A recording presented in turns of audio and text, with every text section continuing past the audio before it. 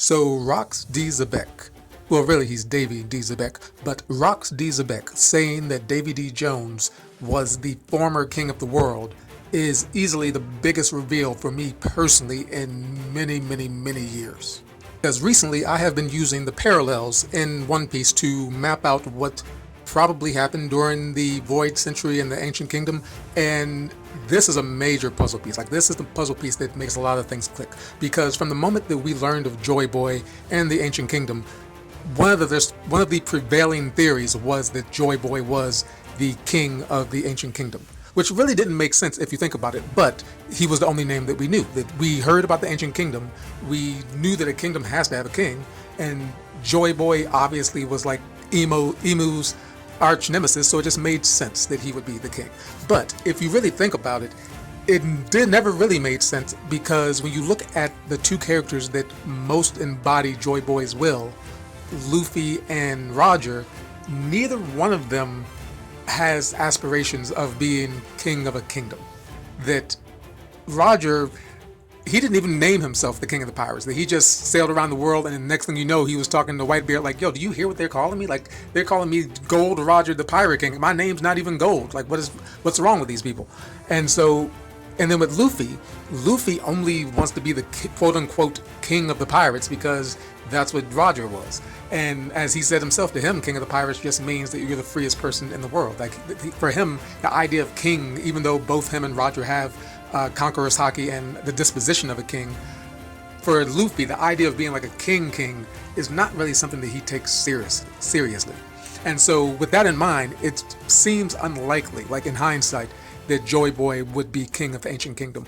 But if we agree with Zebek and say that Davy D. Jones was the king of the Ancient Kingdom, that makes a lot more sense. Because now what you have is a Ganfall and Wiper situation. You have a Queen Otahime and Fisher Tiger situation. And most importantly, you have a Sukiyaki and Odin situation, where you have the king of the country and then you have the champion of the country. And I think that's what we had with the Ancient Kingdom. I think we had Davy D. Jones as the king of the Ancient Kingdom, but Joy Boy was the Odin who became the first pirate and traveled the world, and then once the Ancient Kingdom got in trouble, he was the champion. And I already see people scrambling around to try to figure out how Joy Boy can still be royalty and still possibly be either the king of the Ancient Kingdom after Davy D. Jones, or the person who was supposed to be king but he left to sail the world and then Davy D. Jones became king.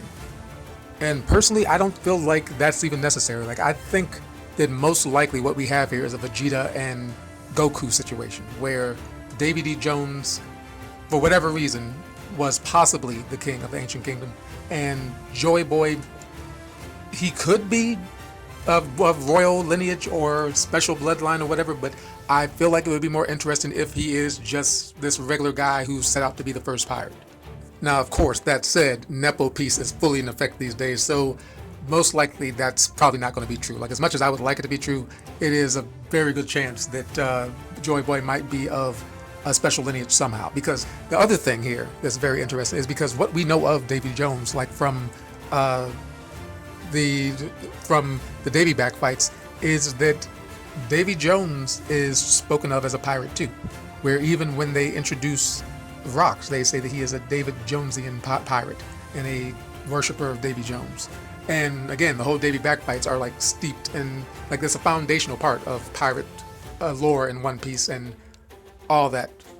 So this is what makes Emu's reply to Rox D. Zebek so interesting, because Emu says that Davy D. Jones was never king, like not once, not one day.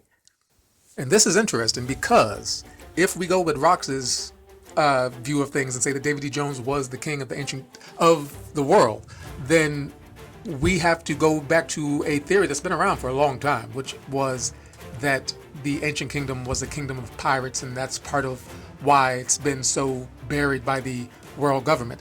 But the problem there is that Joy Boy was said to be the first pirate, and so therefore he would have had to have started the era of piracy in his age, and then Davy D. Jones would have had to come a little bit later and done something to kind of qualify him as like the first pirate king / king of the world. And in many ways, this kind of still makes a little bit of sense because between Joy Boy and Davy Jones, from what we know of Davy Jones and from what we know of Joy Boy, the idea of treasure is more closely connected to Davy Jones. And I bring that up because the introduction to One Piece, our introduction to Gold D. Roger, is wealth, power, fame, all the things the world had to offer. He had attained all these things. And when it comes to Joy Boy, I'm not sure that we would say the same thing about Joy Boy.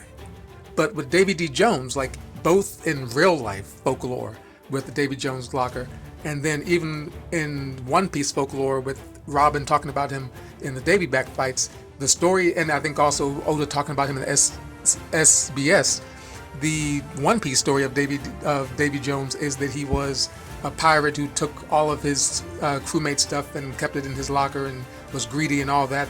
And so it's very possible that if not the One Piece itself, an earlier version of the One Piece was Davy Jones's locker. And even now, like not a popular theory, but a theory that I see cropping up is that the One Piece and Laugh Tale might somehow be the One Piece version of Davy Jones's locker. And I'm saying all this to say basically that the thing that makes this reveal so interesting is Rox saying that Davy D. Jones was the first king of the world or the prior king of the world, but then Emu saying no, he wasn't, which implies that maybe he was meant to be the king of the world, but something happened in between. Like I think, like it is extremely possible, like given the parallels of One Piece, which I've been studying, it's very possible that the 20 kingdoms or however other many kingdoms there were had all like agreed that, hey, this Davy D. Jones guy, whatever he's doing, that he should be like the guy, he should be like the one king. And it's very possible that Emu or the 20 kingdoms that banded together said, no, we don't want him. And then that's what started the war, and then Emu or whatever kind of demon power that's possessing Emu then made it so that he became the king of the world. Because one of the very sly things that Oda has kind of slipped into One Piece that not many fans have caught on to, but some have, is that the way that the Ancient Kingdom kind of reads, it sounds like the 20 kingdoms were kind of the revolutionaries of their day, which is something that happens in real life a lot, which is, as they say, that yesterday's revolutionaries often becomes tomorrow's dictator. And so if the 20 kingdoms were the revolutionaries of their day, which would lend credence to Vegapunk saying that, hey, I can't really firmly say who was right and who was wrong because like these things get blurry, then that would mean that whoever they were fighting against was like a tyrant. And I think we always rejected that when we thought that Joy Boy was the ruler of the Ancient Kingdom, that we always thought that, oh, it must have been a frame-up, must have been like someone lying on him, as we've seen done before in other One Piece arcs. But if Davy D. Jones was the king, and if he was anything like Blackbeard, and then even with Rox, even though Rox seems to be a little bit more noble than Blackbeard, he's still kind of not the most heroic, noble person. But the thing that makes this all interesting is the discrepancy, is the fact that Emu says that Davy D. Jones wasn't king. And so then what it sounds like is that maybe Davy D. Jones was like on track to become king. Like he was like actively like making moves where it was clear that like if no one did anything, he was about to become the king of the world, and then the 20 kingdoms for whatever reason banded together to stop him.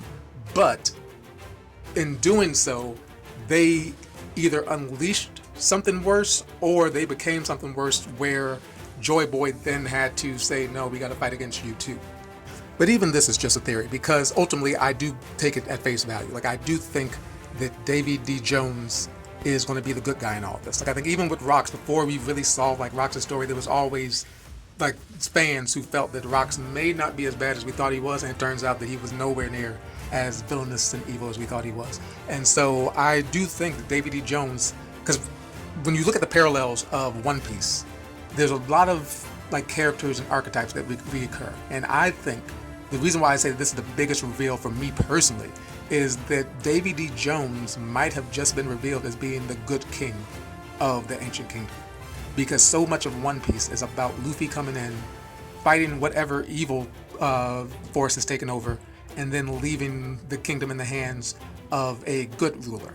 And even in the case of Drum Kingdom, where Dalton wasn't like the real king that Walpole was, but in his absence, we realized that, you know what, Dawkes is actually the better, more noble king.